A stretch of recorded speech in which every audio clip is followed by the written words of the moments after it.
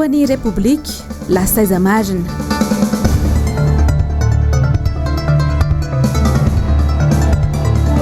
GILBERT RAHARIZATOVO REBIREBENA amin'ny SAKAFO ny vahoaka mba hifidiny filoha amin'ny 320. Sindikany mpampianatra pikaroka aza zimbazimbaina ny AMIN'NY.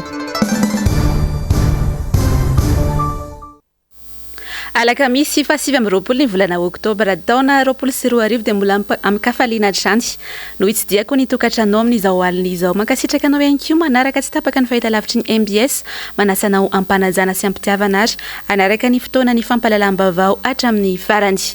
Tahaka ny mahazatra dia ny vaovao ny raharaham-pirenena atranty no entintsika anombohana ny vaovao. Manao izay tiany atao ny filoha ankehitriny, izay ny fanazavana ny entin'ireo mpamakafaka politika nandritra ny fandaharana resao aloha izay narano teto amin'ny fahitalavitry ny NBS omaly. Nasindresaka manitsy makasika ny dia ny filohampirenena ankehitriny.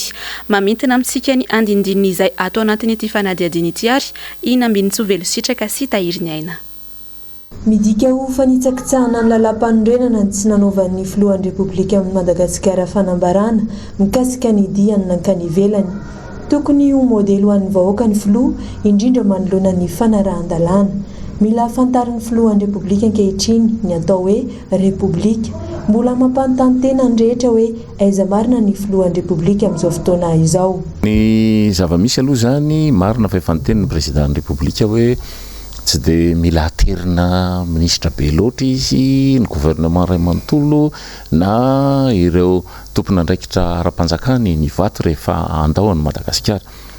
Mety ho azo ekeny zany. Fa amin'ny androm-panjakana zay zany dia tsy azo ekena kosa ny tsy manao déclaration rehefa mivoaka ny Madagasikara, zany hoe manao fanambarana mazava ny amin'ny hoe andeha ho aiza ka ho aiza ary ijerinina sy inona any amin'ny faritra na ny firenena zay hotsidiany zany. Fantatra moa fa hoe ny zanany mianatra amin'ny frontiera ny La Frantsa sy Suisse nefa ny voalazan'ny préambule sy ny constitution amin'ny ankapobeny dia ny président Repoblika tsy manan-javatra hoeritreretina atao lolo avy natapony loha afa-tsy ny vahoaka malagasy sy ny raharaham-pirenena. Raha ny vaovao avy any La Frantsa dia mikatona ny sistany noho ny fidanganany tahany salanisan'ny olona voan'ny coronavirus any an-toerany.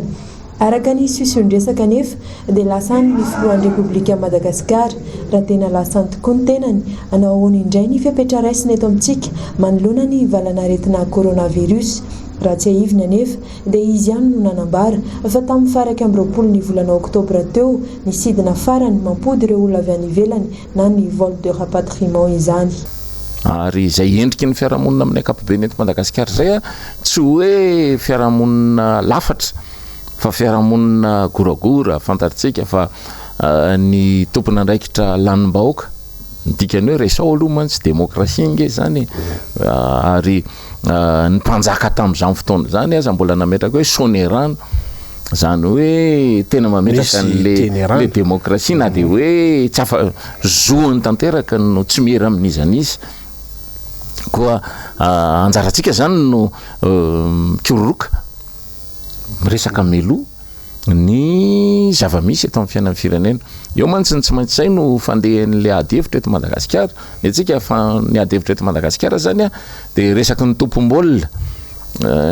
Zay manana vola dia zay zany zao ny eto amin'ny fitondrana dia mangingina amin'ny manodidina dia rehefa miresaka eo anao dia tsy maintsy replika na ny fanakianana ataon'ny olona tompom-baolina zany dia ny hoe retsinge olona matahotra fifidianany. Raha ny toe-karena sy ny ari-karenan'ny Madagasikara indray no asindresaka dia ny arahana hita fa ny hiba tanteraka tsy misy lanjany intsony ny vola malagasy.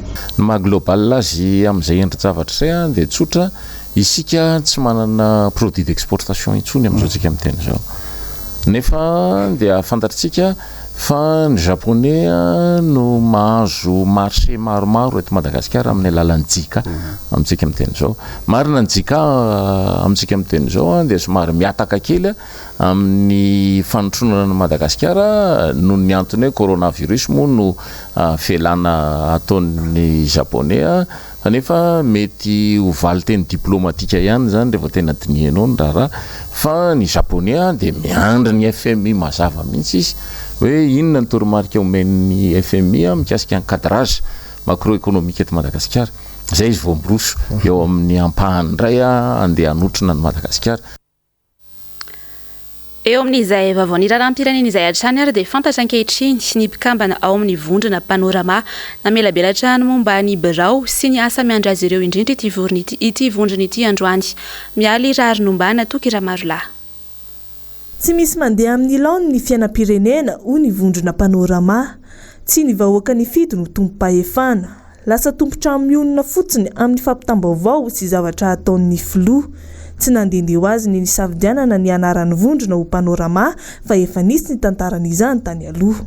Fantatritsika hoe nisy ny panorama 1, panorama 2 izay namoahana ny fanambarana indrometona manameloko ny HCC fantatritsika ny momba ny CENI, fanambarana makasika ny doublon ary fantatritsika ihany koa ny vakibatsilana izay efa natao ary nomanina amin'ny fotoana mampety azy ny toyiny zany. Ny fipetrahan'ny resaka politika eto amin'ny firenena dia ny azahoana manova ny endrika tantanam-panjakana ifanaraka amin'ny tombontsom-bahoaka marina ary ndray faharoa dia ny andraisan'ny vahoaka andraikitra eo amin'ny fitantanana zany tanàm-panjakana zany satria izy no sady fitaovana no izy ny tompony hevitra rehetra manontolo tokony hitondranany zany raha izany. Ny groupe panorama dia mahatsapa ary mahalala fa anisan'ny olana goavana eto amin'ny firenena ny fanafenana na fibodona na fifehezana ny filazam-baovao sy ny tsiambaratelo ny fitantanam-panjakana rehetra manontolo ho empilatany any mpitondra fotsiny. Mila fanovana zany ary mila fanamboarana. Noho izany dia mampafantatra anareo zahay fa anisan'ny lehibe ny serasera sy ny fivoahan'ny vaovao fitandrapanjakana. Tsy ao amin'ny fitondrano zahay ary tsy mitondra nefa mahalala fa tokony fantatra ny vahoaka daholo ny vaovao rehetra manontolo ny fiainany sy ny heverina tokony hitondrano ny fiainam-pirenena rehetra manontolo. Eo amin'izay vaovao ny pejy politika izay hatrany fa somary iompana bebe kokoa amin'ny resaka sosialy isika dia tsapany malagasy hatrany anaty vilany ve ny fiantraikany famatsim-bola fanampiana avy any ivelany hatrena ny Covid-19 nandritra izay 7 volana mahery izay. Tsy mbola resy ny aretina hatramin'ny androany, resahana matetika ny hoe mangarahara amin'ny fitantanam-bola akoatra ny fizarana tosika samihafa izay tsy natokana ho an'ny malagasy iray manontolo. Nisy koa ve ny ezaka hafa nataony fitondram-panjakana anampiana ireo sahirana na ny orinasa madinika fotsiny azy. Mitondra ny andindiny makasika izay ary Ravorazafy Mahenina sy Toky Ramarola. Karazana fandrebirebena ny saim-bahoaka ny fizarana fanampiana ataon'ny fitondram-panjakana, eo ihany koa ny fanamboarana ny kianjabeny Mahamasina izay ny FIFA no miantoka izany raha ny fantatra. Tafiditra ao anatin'izany ny fampanantenana fanamboaran-dalana sy fampandrosoana samihafa. Firifiry amin'ireo anefa ny tanteraka, ny fahorim-bahoaka ity mialatsaka ny katerena, enjehana ny sakafo hoan'ny isan'andro, ny fidiran'ny mpianatra sy ny maro hafa. Izao manomboka miakatra tsy kelikely ny vidin'entana eny an-tsena noho ny sandam-bola ariary mitotongana. Androany, 704 ariary ny iray euro ary 227 ariary ny iray dolara. Ny ady hevitra ao anatin'ny olona dia hoe tsara tatana ve le fanampiana avy any ivelany. Be dia be ny kritika mikasika an'izany. Any zany no tena zava-dehibe. Sy no hoe manana politika mazava ve ny firenena hiadiana amin'ilay tsy fahampiana ankapobeny ao amin'ny fiainam-bahoaka. Zavatra misy tsy manantsika. Zavatra tena zavatra misongadina zany. Dany hoe tsika tsy mahalala akory hoe inona marina ny tena priorité eto amin'ny firenena. Fitondrana tokony hijery an'izany. Hoe aiza miaingo io zavatra io. Eto amintsika matsy resantsika hoe inona ny priorité ny sosialim-bahoaka zany fampianarana sa ny fiainam-pirenena ankapobeny. Zay zany tsy voafaritra mazava. Rehefa tsy voafaritra mazava io dia iny hafarano.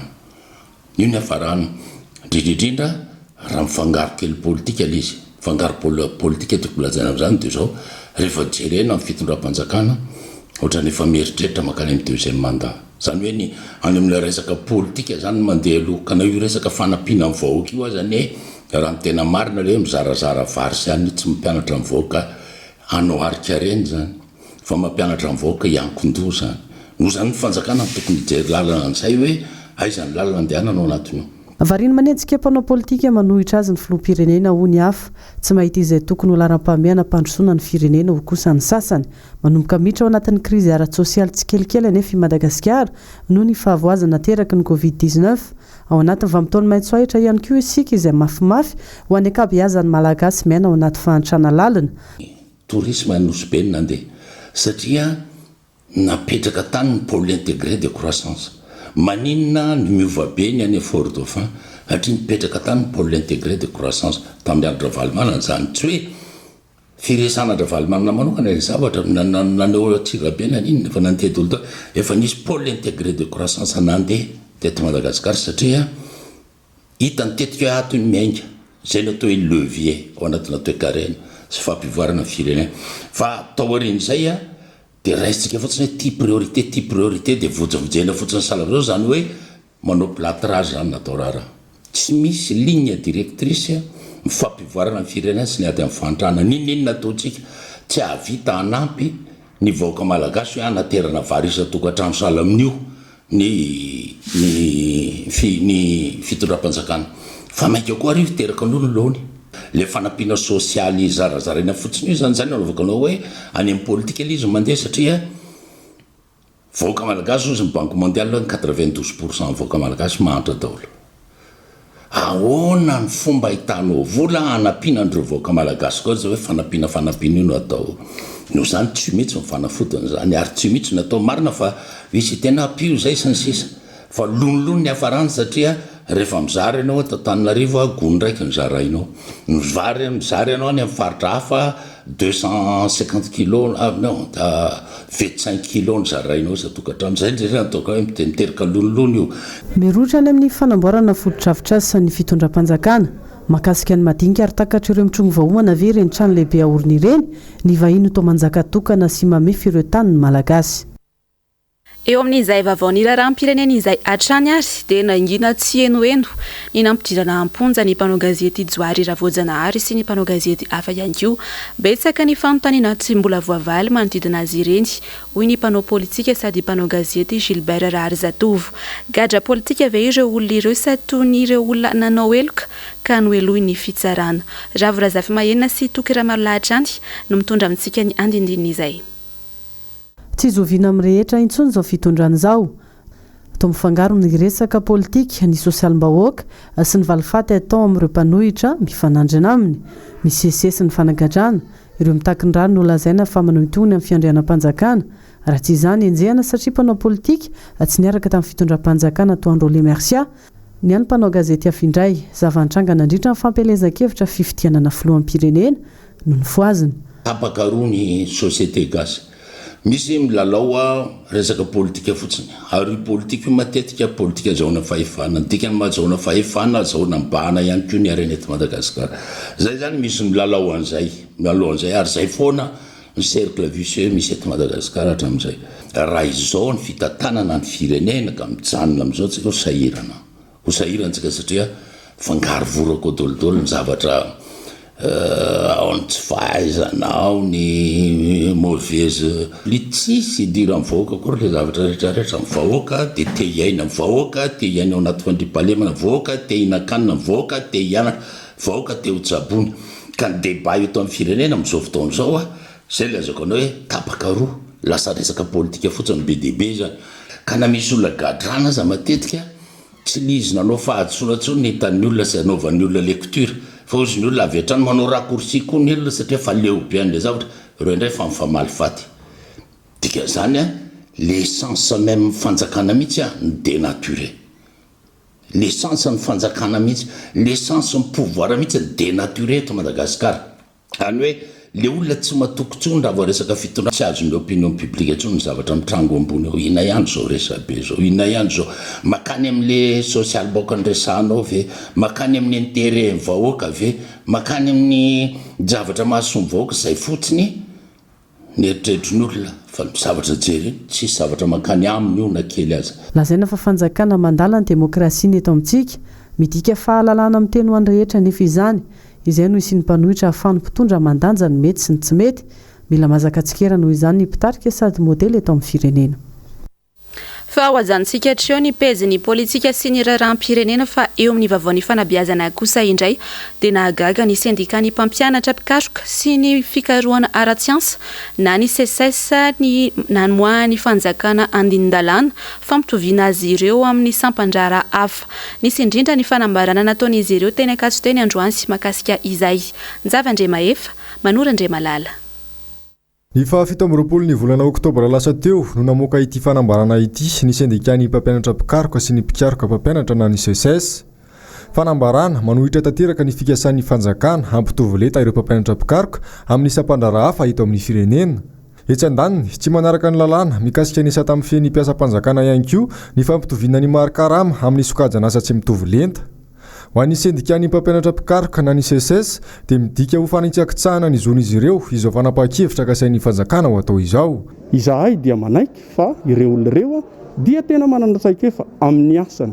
Azo tendrena ho tale generaly, sekretera generaly, mety ho ministra mihitsy aza na prime ministre, tsy olan'izany. Fa kosa raha hoe ny zo andry zareo no hitadiavana atao karazany hoe lasitra avy ety amin'ny statut any enseignant chercheur sy ny chercheur enseignant izay voafaritry ny lalàna manan-kery mifehy an'izany araka ny lalàm-panorenana dia tena tsy mety ary tsy mety satria sady fanosehosena ny zo sy asany mpampianatra pikaroka no fanimbazimbana ny andraikitra eo amin'ny asa fampianarana izay sahan'ny mpisehatra amin'izany. Nambaran'ity filohan'ny sendikany mpampianatra pikaroka ity hatrany fa ina iteraka voka-dratsy goavana amin'ny fampianarana eto Madagasikara izao zava-misy izao raha toka miziriziry amin'ny heviny fanjakana. Misy fepetra ara akademika sy ara scientifika takina zay ny olona zay vao tafiditra amin'izany hoe corna maître de conférence sy maître de recherche zany fa tsy hoe akory hoe ho potehina ny hoavin'ny mpianatra malagasy ka olona everina hoe tsy manana afa-tsy diplôme na master nonde anao encadrement na doctorat na ihany koa hitovy amin'ny olona andeha anao encadrement na master zany raha hatr'izay. Eo amin'izay pejy ny fampianarana izay hatrany dia ny farana androany fanadinana baccalauréat teknika efa mandeha ihany koa moa ny fitsarana ireo taratasy mpanadinana ireo mpiadana amin'izao fotoana araky ny nambarana tompon'andraikitra iray. Mialy rarinombana no mitatitra amintsika ny fanadiadiana eo amin'ny sary sy rindran'ny sary ny tahiry ny aina. Nilamina ny fiatrehan'ireo mpiadina ny fanadinana baccalauréat teknika izay nanomboka tamin'ny alatsinainy teo tamin'ny ankapobeny. Manofohy be mpanadinana LTC Ampefilo manokana dia ankizy folo tamin'ireo mpiadina 770 voasoratra anarana tao an-toerana no tsy tonga nanatrika ny fanadinana. Ny droit social no namarina ity fanadinam-panjakana farany ho amin'ny taom-pianarana 2023 2024 ity androany hariva. Lamina daholo tsisy korontana nanomarary lamina be daholo ny tata. Tamin'ny voalohany zao fa efatra amin'ny 27 dia tamin'ity ny spécialité hafa nitsofoka tamin'ilay deuxième semaine dia nanatombo kely le mpiadana. Samy nanana ny fomba fijery ny fanadinana ireo mpiadina. Nisy fiatraikany tamin'ny famerenandesona tamin'ny sasany tamin'izy ireo ihany koa ny fahatapahany taom-pianarana noho ilay valanaretina Covid-19. Amin'ny ankapobeny nefa dia samy manantena fahafahana avokoa ireo mpanala fanadinana. Sasa be daholo. Ohatrany hoe tsy tao anatin'ny programme ampianaranay sasany ohatran'izany fa mbola manantena. Le lesona kely be dia tsy maintsy hoe iny ny anarana nefa nireny tsisy mipoitra daholo fa tsy maintsy hoe manaraka amin'ny programme fanjakana nefa amin'ny fanjakana efa navita lesona hatramin'ny farany dia izay ilay tsy mianatra foana dia manaraka mijerijery fotsiny. Nasiorena daholo izay rehetrarehetra efa nianarana nandritra ny taona moa izany. Tokom-panantenana aloha izany dia aloha tsy mitombo teny fatratra fa asiorena daholo aloha izay rehetrarehetra efa natao. Ohatran'ny atontonony daholo fa tsy tena nisy hoe sarotra be.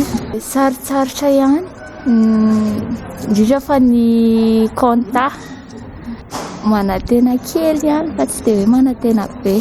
Raha tsy ahivina dia 270 sy iray alina ny isan'ireo mpanala fanadinana baccalauréat teknika manerana ny nosy ka ny 725 tamin'izy ireo no teto Antananarivo. Natao fohibe mpanadinana avokoa moa ireo ivitoeram-pampianarana teknika teto Andrenivohitra.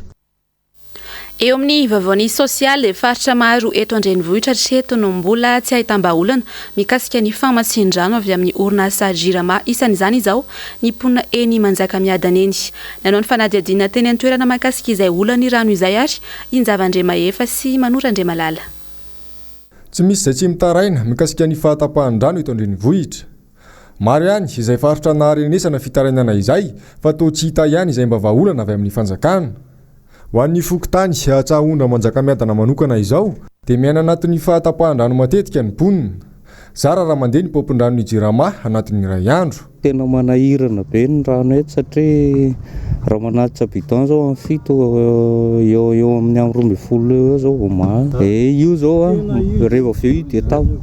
Rehefa avy eo zao io dia tapaka dia tsy mandenja io raha tsy any amin'ny 4 any dia mijanona foana zany. Le rano tsisy mihitsy dia rehefa misy tena kely fandeha tena mandeha kely dia izay no tena problemanay aty satria na fotoana ohatra hoe izay zao miasa dia amin'ny fotoana esanay mandeha kely le pompe dia verina avy miasa efa tsisy rano intsony. Rehefa tsisy rano dia mandeha lavitra be izay mitady azy dia indraindray koa any amin'le toerana andananay mitady tsisy fefa midy koa le pompe ihany dia tsy manasa lamba indraindray sakafo izany miandry satria tsisy rano. Ny akamaroan'le mpanjifa izany tsy mahazo rano dia nefa le olona izany memenina be hoe ahoana amin'ny pompony tsy mandeha nefa tsy dia foa avy amin'le mpiandry pompe le izy fa dia foa avy amin'ny jirama dia tsy haiko hoe ataoko ahoana izany. Izaho samy malahelo be satria le olona izany tokony ole dia tokony hazo rano le olona nefa tsy mahazo dia ataoko ahoana raha izany. Zara ve efa nanantona tany amin'ny commune nanantona jirama taraina amin'ny tompona andraikitra fa tsisy mamaly. Ankoatra izay dia tsy mandry andro tsy mandry alina ihany koa ireo mponina noho ny fisian'ny asan-jolasy ny tsy fandriam-pahalemana eny an-toerana ka novan'izy ireo antsoavo amin'ny tompona andraikitra. Eo amin'ny pejy ny fanatanjahantena kosa indray dia verhevitra tanteraka ny Federasiona Malagasy ny baolina kitra ankehitriny satria dia niditra ao anatin'ny fiboana indray i La France. Misy amin'ireo mpilalao malagasy mantsy no miasa sy mipetraka any La France ka manano tsy hatafavoaka azy ireo amin'ny lalao izay onany Madagasikara amin'ny Côte d'Ivoire. Mamintina amintsika ny andindininy izay ato anatin'ity fanadihadiana ity ary Inambinitsovelo sitraka sy Tahiry Aina. Nangataka fanemorana ny lalao izay fanandrinany Bare sy Côte d'Ivoire ka saina ho tanterana ny volana Novambra izao ny anivon'ny Federasiona Malagasy baolina kitra sy ny mpanazatra ny Bare Nicolas Dupuis manoloana ny fepetra avonavoaka ny fitondram-panjakana Frantsay. Mpilalao malagasy 17 no mbola tavela any Frantsa amin'izao fotoana izao. Raha nambaran'ny filoha Frantsay anefa dia tsy maintsy manakatona sistany alory zareo noho ny fitombon'ny isan'ny olona voan'ny coronavirus any an-toerana. Ankoatr'izay, nosoritan'ny Nicolas Dupuis atao anaty fanambarana nataony fiarabanan'ny filohan'ny CAF Damad mbola lany tandana indray ny CAF mandritra ny fepotona manaraka. Fandy ho any amin'ny faritra kosika amin'ny vaovao manaraka misesy eto anomboantsika azy dia any Toamasina. Narodana avokoa androany ny trano ireo mponina manodidina ny stadium-ny Barikadimy any Toamasina. Very fana mbola velona ireo mponina hoy ny fanehoan-kevitra izy ireo satria dia tsy misy ny vahaolana avy amin'ny fitondram-panjakana ary tsy misy ihany koa ny toerana amin-drana ireo rava-trano ireo. Manany tomboan'ireo mpitsindroka eny andavapako ny any toerana manoloana izany. Mamintina amintsika ny andindininy izay Injavandremahefa sy MBS Toamasina. Raikitra androany ny fandrodanana sy fanesorana ny tranon'ireo mponina manodidina ny kianjan'ny stadium Barikadimy Toamasina. Tsy nisindra fointsony ho an'ireo izay voalaza fa tsy maintsy miala nampiasa bulldozer ary nanoana ny fandrodanana ny moraika tany an-toerana sy ireo polisy munisipaly. Tsy misy vahaolana sy fampanantenana raha ny voalaza ny ben'ny tanàna tany an-toerana ny fandraisana ny lalao aloha ny lahara-pahamiana ho izy. Disy fanantenana ireo mponina manoloana ny zava-misy. Karaulna munul zed munjaza aya na mamisu mabenta mtananti basa munjerene niso tabete katukpo andangan katra me bazalten is fangalanga fa fangatsaranga to tena tukani zed nangamboatra de ni vita de amso san zare mzaka nefa kanya mbola mpangantsone bentananga si izati gouverneur zao tsisy fagnantsovagna zany satria zareo nangala miteny zany zay tamin'jareo hoe nagnino anareo nangala ny badari-kakazo nafindrana zareo namenareo toerana sady namenareo toerana zareo namenareo tomobilany tanterany entana ary zay oeza miandry ny fanapahan-kevitra ny amin'izay amin-drana azy izy ireo amin'izao fotoana izao hatreto anefa tsy misy fanantenana mihitsy hoy nambarany. Ho an'ny mahajanga kosa isika amin'ny ity toeny vaovao manaraka ity dia manamafy ny verenana ho difitra ny rano indray ireo mponina ao TSARARANO any mahajanga any rehefa tena hiditra ao anatin'ny vanim-potoana ny fahavaratra araky ny faneho-kevitra izy ireo voafitaka ny mponina manoloana ny fampanantenana nataony ben'ny tanàna tany an-toerana nandritra ny fampelezan-kevitra ka manao antsoavy izy ireo. MBS mahajanga no mitatitra amintsika ny andindinin'izay. Efa tonany maro no tsy misy pijery ity fokontany TSARARANO ity dobo rehefa avy ny fahavaratra atao fakana vato fotsiny rehefa tonga ny fifidianana indrindra ny ben'ny tanàna sy ny solombavam-bahoaka farany teo iny raha tsy teny afa-tsy ny fifidianana ro fanesy teto amintsika isika nisy mihitsy aza ny nanao vafa fa anamboatra sy anadio an'ity toerana ity nefa hatramin'izao efa azo ny toerana na ben'ny tanàna azy sy na olom-bafidy azy amin'izao fotoana izao nefa dia adio ny tanteraka ny mponina ny TSARARANO sy mponina fifio bitaraina mponina ijandany fa tsy misy pijery mihitsy zay manantenanareo nazo amin'ny fitondrana amin'le promessinareo ty zany mbo mangataka zay amin'ny asara ty zany tokony mbo vitainareo alohalohan'ny fotoana zay le zavatra jerenareo terrainay ato dobo foa TSARARANO aminay ato koa tokony amboarina jiro dobo lava zay ato mila solution avy aminareo mpitondra fanjakana nefa an'izay vahoaka kosa manidina an'ity toerana ity de mijaly ka kosa mangataka aminareo mpitondra fanjakana ambony zay mba amenareo fanamboarana ty place misy anay ty fa efa mijaly de mijaly zay zao mahita niditra koa sara io asa karakory place hipetrarany amin'ty place ty fa ty tena difitra ny ty rano be ty misy raha ohatra ka efa tonga fotoana fahavaratra zay fa zay nga ataoko aminareo mpitondra fanjakana ianareo zay mila mpitondra zay eo anatrehan'ny député anatrehan'ny maire ben'ny tanàna mpitondra fanjakana ambony maefa angatanay zany mba ho tonga ho tanteranareo ty olana misy anay ty zareo komansakanay betika zio simba ihany zio matetika amboarinay vahoaka eto aminay eto ty nefa tsy maritra ela satria tsisy andesina manenga amizay ponkakazo moa hitanao ihany malaky simba rehefa azony rano ato misy mila milatsaka député izy mila convi ne tsy vita raha io rehefa tonga amin'ny place misy anazy ka tsy anambara feo za fa tsy aby mafantana zay fa mangataka aminareo mpitondra fanjakana zay mboatra nareo faritra ty fifio misy anay ty madoborano tena sahirana zay eto Any Ambatondrazakany kosa indray dia tao anatin'ny 3 andro zay dia nivitanana fany indray ny fisavana ny arotava ataony mpitandro ny filaminana izay mampametra-panontaniana mponina ny toerana tokoa hoe lahara-pahamiaina ve izany fiesiky ny mpitandro ny filaminana izany manoloana indrindra ny tsy fandriampahalemana izay manjaka any an-toerana any. Mamintina amintsika ny andindininy izay ary niry Andrianarivony MBS Ambatondrazaka. Ny mpitondra ve no tsy toteny intsony amin'ny vahoaka sa ny mponina eto Ambatondrazaka no mini tsy manaja intsony ireo fepetra mba hiarovatena noho ny fisian'ny valanaretina Covid-19. Tao anatiny atelony zao dia naverina indray ny fisavana ny fanaovana arotava teto Ambatondrazaka ary dia anjatony isanandro ireo tratra tsy mitondra na tsy manao marimarina kokoa ity arotava ity. Fa milaza ny heviny makasika ity resaka fisavana fanaovana arotava eto Ambatondrazaka ity ny olona sendra anay. Tokony tsy samborina le olona fa mba sina samy miaro amin'ny vata fa irovana. Na dia zany ta zany mifindra manina io retina tokony foana ny ankalazaina. Ny aretina be dia be araka ilay voalaza ny sasany. Ny aretina zany tsy voafetrana iny fa rehefa vonao dia izay. Fa ny tena aretina mahazo malagasy zao dia ny anoanana. Noana ny vahoaka noana malagasy fa tsy resaka kasibosy zany dia fa za manao kasibosy ary vitako hoe anaty olona be dia be ana hoe mikirakira saribôana manao vovoka dia manao kasibosy miaro vatako amin'izay. Tokony misy zany mitandra filaminana rian'ny daly sy ireny olona mandrava olona sy mahatitandry iny tokony ataon'jareo lara-pamiana fa lara-pamiana entin'jareo amin'izao fotoana zao dia imanentsika olona amin'ny kasibosy io. eo amin'ny vavaony maresaka iraisam-pirenena kosa indray ary any Fransa dia nitrangana asa fampiroroana io maraina io taonisy olona 3 no ndray namony ainy tamin'izany raha tsy ahivana moa dia voatsy ela akory izay tapabolana lasa no nahafatesana mpampianatra taranja tantara sy géographie tany an-toerana mamintana amintsika ny andindinina izay atao anatin'ity vavao ity ary nambintsovelo sitraka sy tahiry ny aina. Il est environ 9h ce matin à Nice, dans cette rue, lorsque plusieurs personnes sont attaquées au couteau à l'intérieur de l'église de Notre-Dame. Olona 3 no maty vokatry ny tsindronantsy nataona mpampiroro tany Nice ao amin'ny faritra atsimo tao la France androany maraina.